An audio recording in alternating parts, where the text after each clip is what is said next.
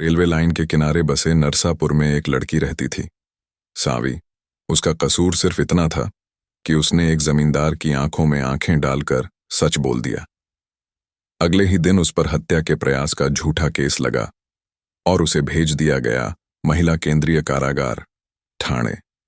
लेकिन जेल उसके लिए सजा नहीं बनी, वह उसका अखाड़ा बन गई।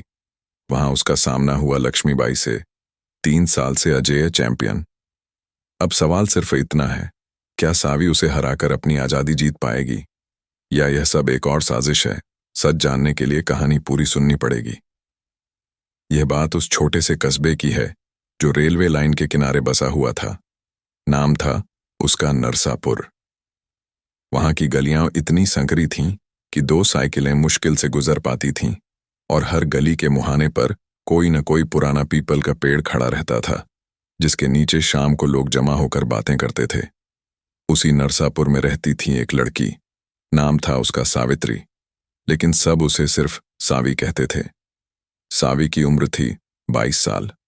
कद लंबा नहीं था, लेकिन कंधे चौड़े थे, बाजुएं ऐसी कि अगर वह किसी लकड़ी के तने को पकड़ ले तो लगता था जैसे वह उसे उखाड़ भी सकती है। उसके हाथों की हथेलियां हमेशा रेतीली और सख्त रहती थीं, क्योंकि बचपन से वह अपने पिता के साथ खेत में काम करती थी। फिर जब पिता की कमर टूट गई तो वह अकेले ही खेत संभालने लगी। उसके बाल छोटे कटे हुए थे, क्योंकि लंबे बाल रखने का समय कहाँ था। और आंखें ऐसी थीं कि अगर वह किसी को घूरती तो सामने वाला खुद ब खुद नजरें झुका लेता। लेकिन सावी कभी किसी को घूरती नहीं थी। वह बस चुपचाप अपना काम करती, और जब कोई उससे बात करने की कोशिश करता तो वह सिर्फ हल्के से मुस्कुरा देती। ऐसी मुस्कान जो न तो दोस्ती का वादा करती थी, न ही दुश्मनी की धमकी। उसके घर में सिर्फ 3 लोग थे, वह, उसकी माँ जो अब सालों से बिस्तर पर पड़ी थीं, और उसका छोटा भाई राहुल जो 10वीं में पढ़ता था। माँ की बीमारी ऐसी थी कि डॉक्टर कहते थे ऑपरेशन चाहिए, लेकिन लाखों रुपए लगेंगे। सावी हर महीने जो भी कमाती उसमें से आधा दवा पर चला जाता, बाकी से घर चलता। फिर भी वह कभी शिकायत नहीं करती थी। एक दिन दोपहर में, जब सूरज इतना तेज था कि छांव भी जल रही थी, सावी खेत से लौट रही थी। उसके कंधे पर एक बड़ा सा बोरा था जिसमें गेहूं भरा हुआ था। रास्ते में उसे एक जीप दिखी जो तेजी से आ रही थी। जीप रुकी नहीं, बल्कि उसने जानबूझकर सावी की तरफ मुड़ लिया। सावी ने बोरा फेंका और किनारे हो गई, लेकिन जीप का कोना उसके पैर को छू गया। वह गिर पड़ी। जीप से उतरा एक आदमी, लंबा, गोरा, महंगे कुर्ते पायजामा में। नाम था उसका रघुवीर सिंह, कस्बे का सबसे बड़ा जमींदार। उसके पीछे पीछे 2 पुलिस वाले भी थे। रघुवीर ने सावी को देखा, फिर हंसा। अरे लड़की, रास्ता देखकर चलती क्यों नहीं? सावी उठी। उसका घुटना खून से भर गया था, लेकिन उसने दांत भींच लिए। आपकी जीप मेरी तरफ आई थी, उसने शांत स्वर में कहा। रघुवीर ने भौहें चढ़ाई। हमारी तरफ? अरे, तूने हमारी जीप को देखा भी नहीं था क्या? आंखें हैं या काजल लगाने के लिए?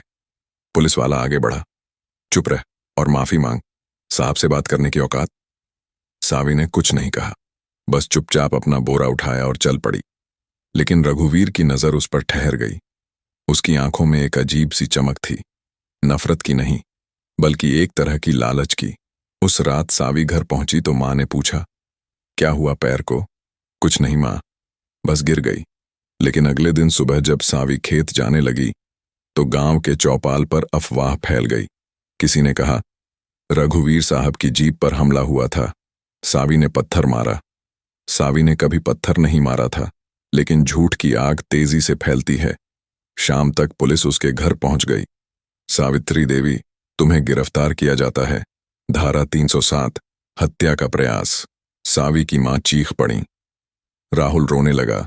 सावी ने बस एक बार मां की तरफ देखा। मैं जल्दी वापस आऊंगी मां, तुम दवा मत छोड़ना। फिर वह पुलिस की जीप में बैठ गई। जीप चल पड़ी। पीछे धूल का गुब्बार उठा और नरसापुर की गलियों में एक नई कहानी शुरू हो गई। एक लड़की की, जिसे गलत केस में फंसाया गया था। जेल का नाम था महिला केंद्रीय कारागार, ठाणे। वहां पहुंचते ही सावी को ग्रे यूनिफॉर्म दी गई। बालों को छोटा करने को कहा गया, वह पहले से ही छोटे थे। फिर उसे बैरक नंबर 7 में ले जाया गया। बैरक के अंदर करीब 40 महिलाएं थीं। कुछ चुपचाप बैठी सिलाई कर रही थीं, कुछ आपस में फुसफुसा रही थीं, कुछ बस दीवार की तरफ ताक रही थीं जैसे जीवन खत्म हो चुका हो। तभी बैरक का दरवाजा खुला। एक औरत अंदर आई। कद लंबा, कंधे विशाल, चेहरा ऐसा जैसे पत्थर से तराशा गया हो। उसके बाल बिल्कुल छोटे थे, लगभग मुंडे हुए। दाहिने गाल पर एक लंबा सा निशान था। सबने एक साथ सिर झुका लिया। वह औरत सावी के सामने आकर रुकी। नई आई है?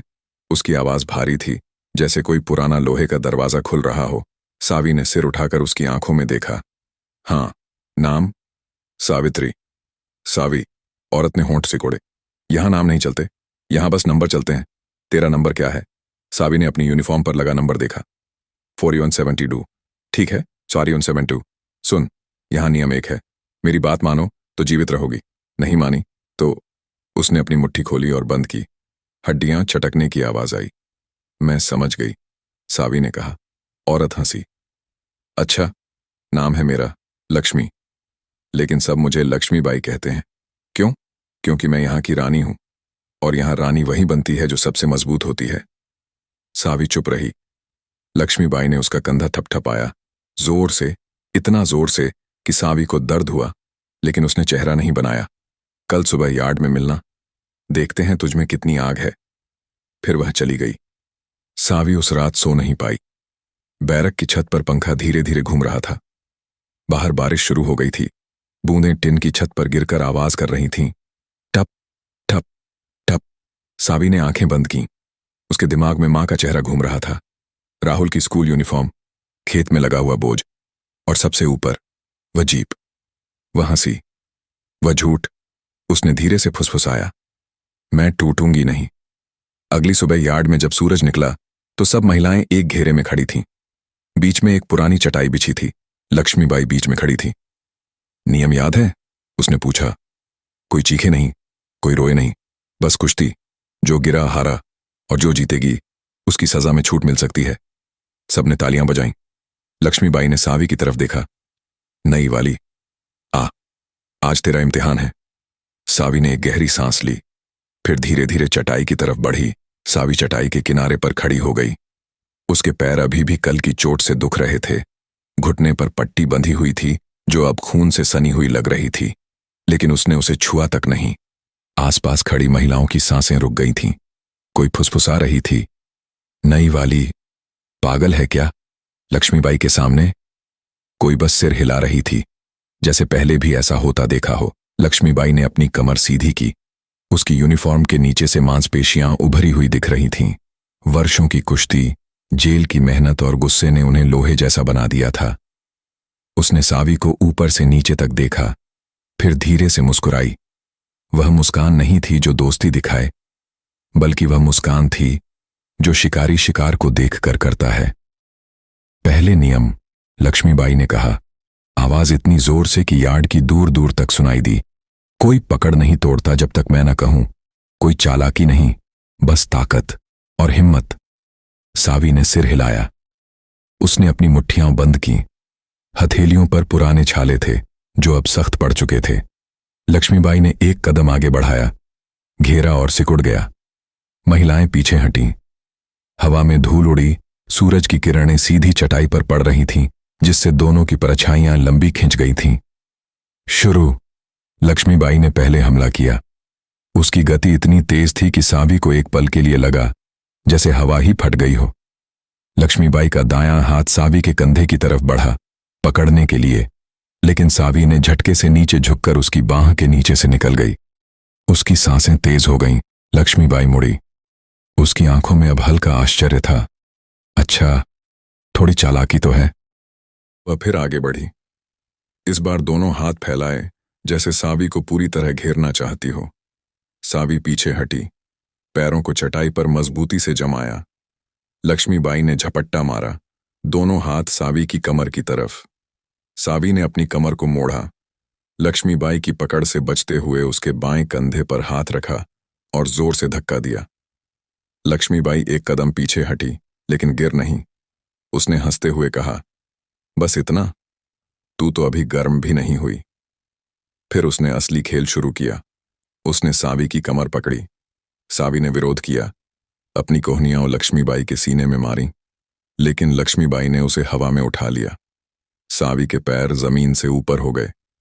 यार्ड में सिसकारी उठी। सावी ने अपनी टांगें लक्ष्मीबाई की कमर के चारों ओर लपेट लीं, एक पुरानी कुश्ती की चाल जिसे उसके पिता ने उसे बचपन में सिखाई थी। लक्ष्मीबाई ने उसे जमीन पर पटकने की कोशिश की, लेकिन सावी ने अपनी पकड़ नहीं छोड़ी। दोनों एक साथ गिरे। धूल उड़ी। चटाई पर जोर की आवाज हुई। थप्प अब दोनों जमीन पर थीं। लक्ष्मीबाई ऊपर, सावी नीचे। लक्ष्मीबाई ने सावी के गले पर हाथ रखा, दबाव बढ़ाया। सावी की सांसें रुकने लगीं। उसकी आंखें लाल हो गईं, लेकिन उसने हार नहीं मानी। धीरे धीरे, बहुत धीरे से सावी ने अपनी दाईं टांग लक्ष्मीबाई की बाईं टांग के पीछे डाली। फिर एक झटके से पूरी ताकत से बाईं तरफ लुढ़का। लक्ष्मीबाई का संतुलन बिगड़ा। वह गिर पड़ी। सावी ऊपर आ गई। घेरा में सन्नाटा छा गया।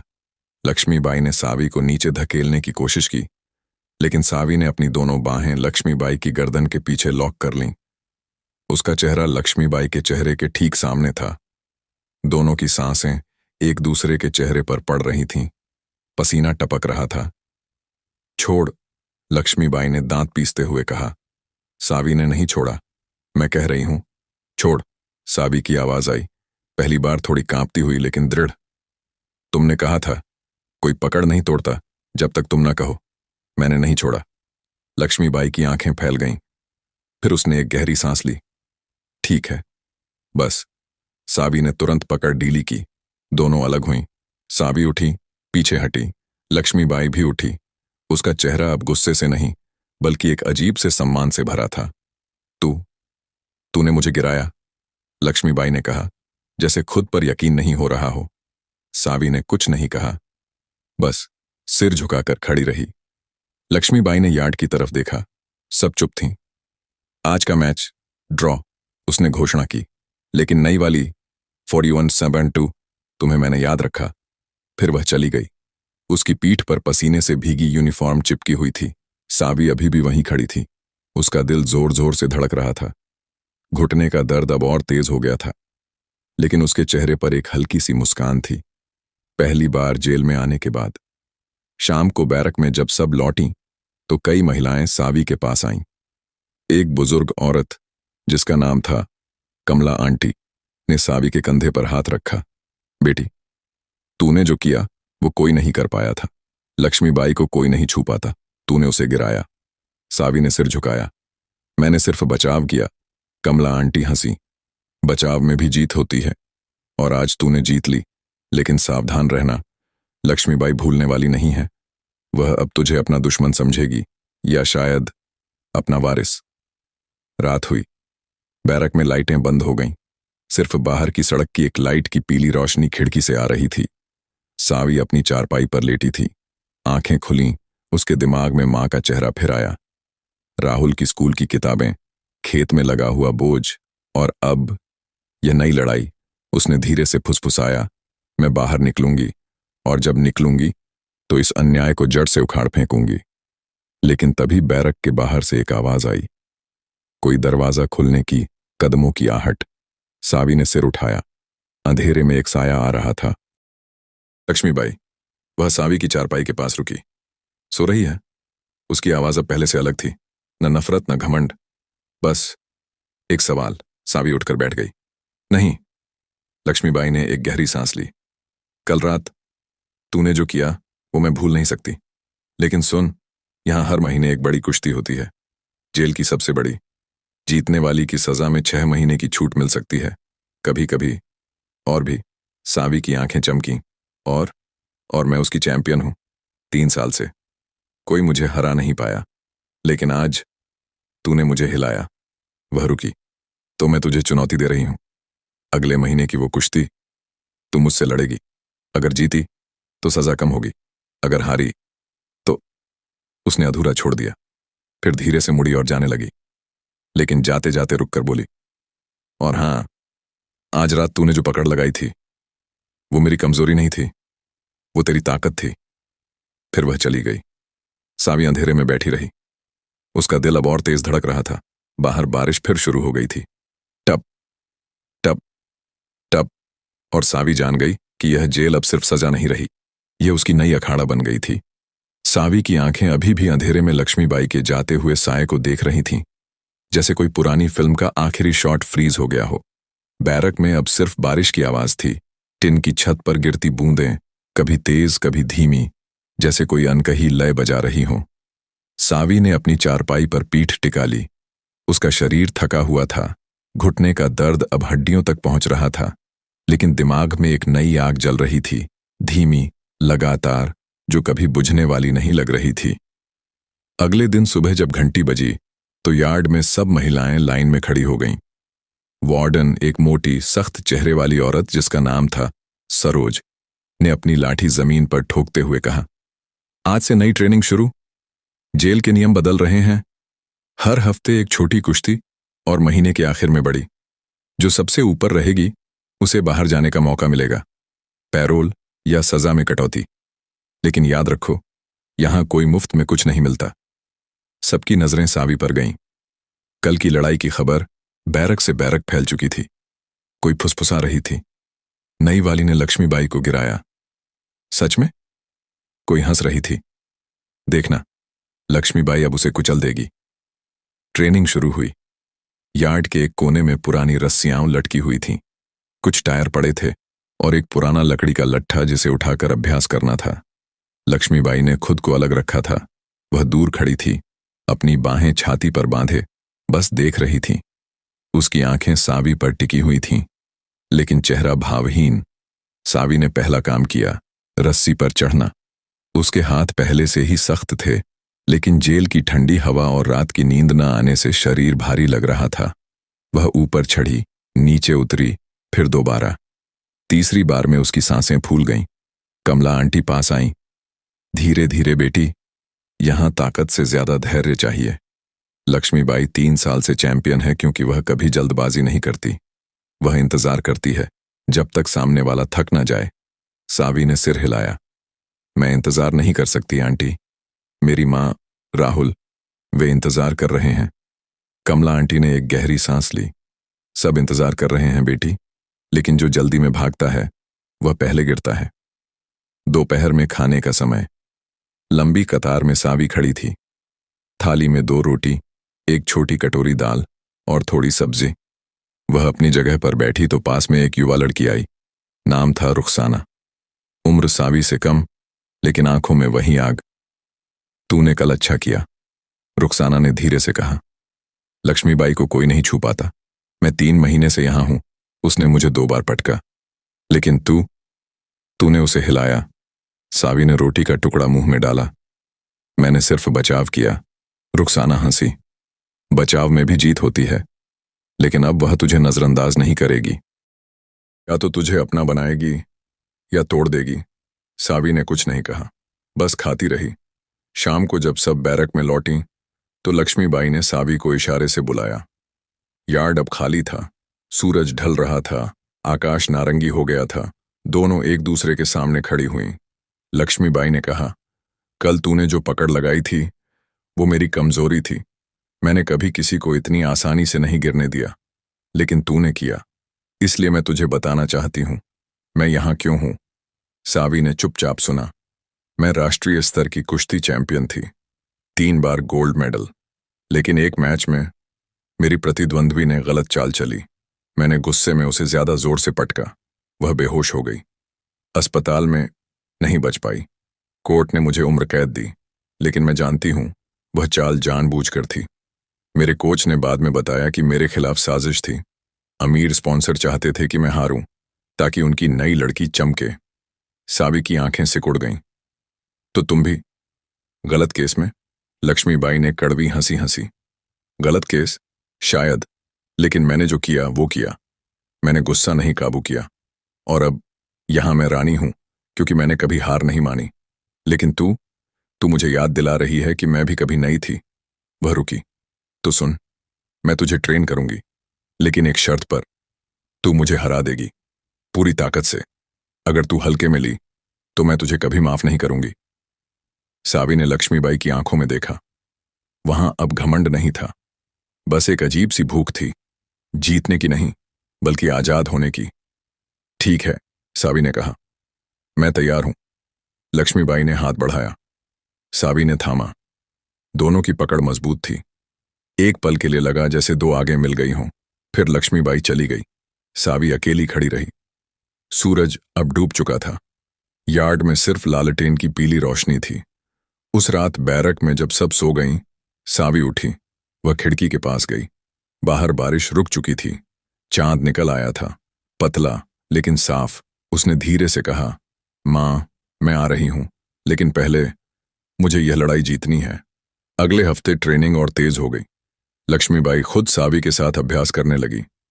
सुबह सुबह जब बाकी सो रही होती, दोनों यार्ड में होती। लक्ष्मीबाई सिखाती, कमर को और नीचे रख, संतुलन पैरों में होता है, हाथों में नहीं। सावी सीखती, कभी गिरती, कभी पटकती।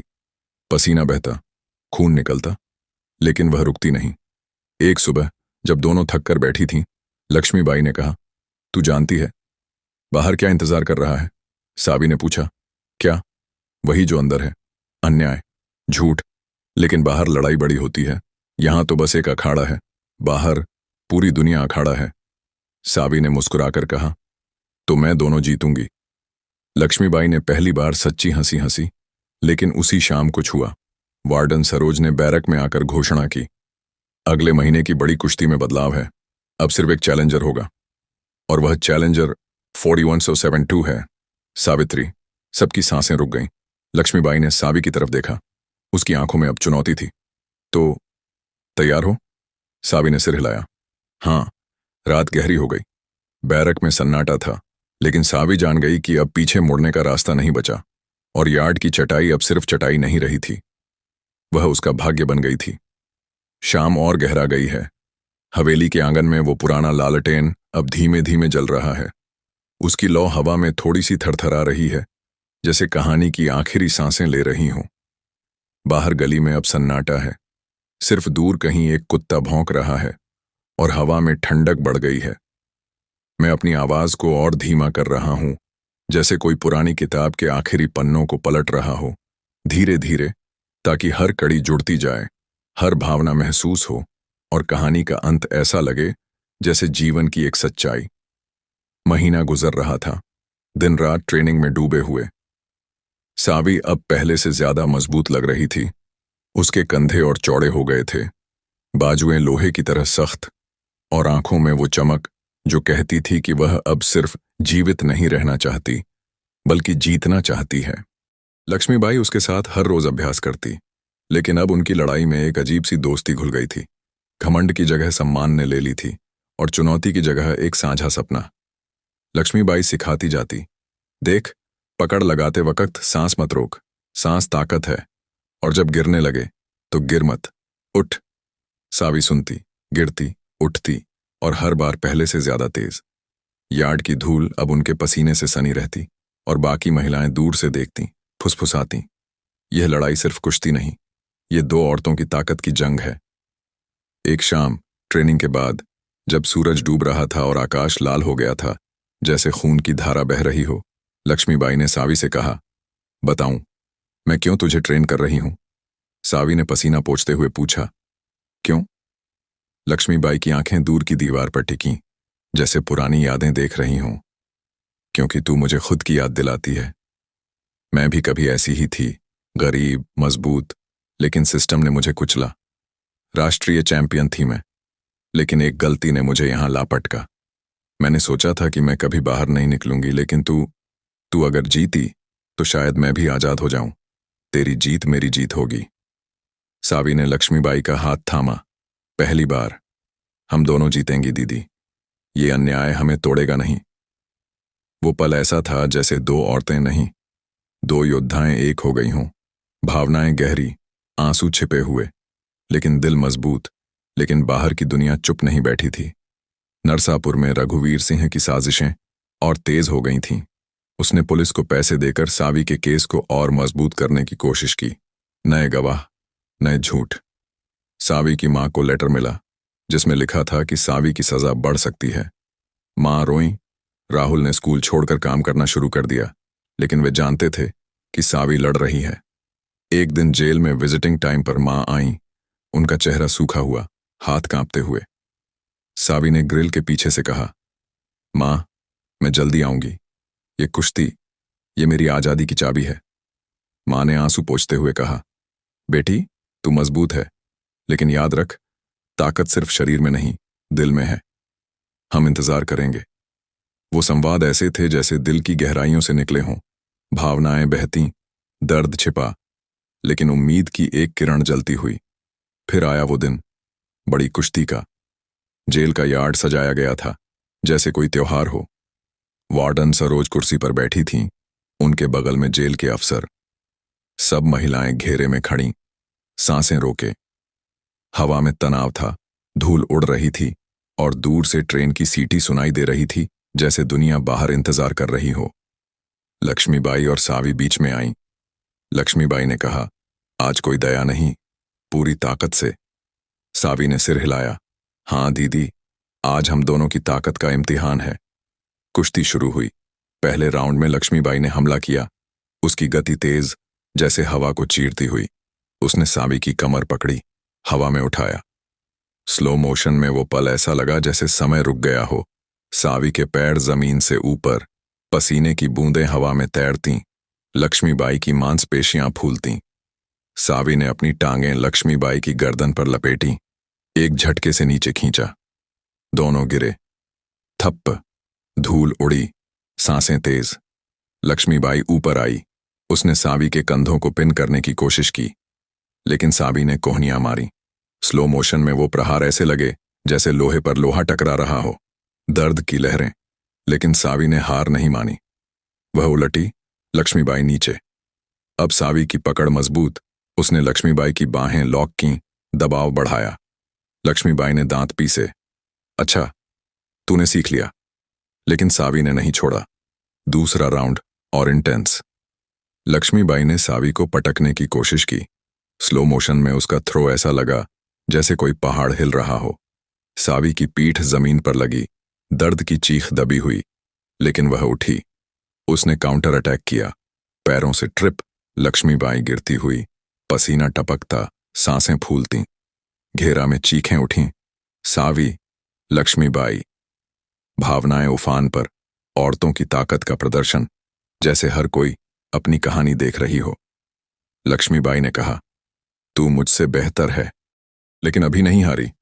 सावी ने जवाब दिया, ये जीत हमारी है दीदी, अन्याय के खिलाफ।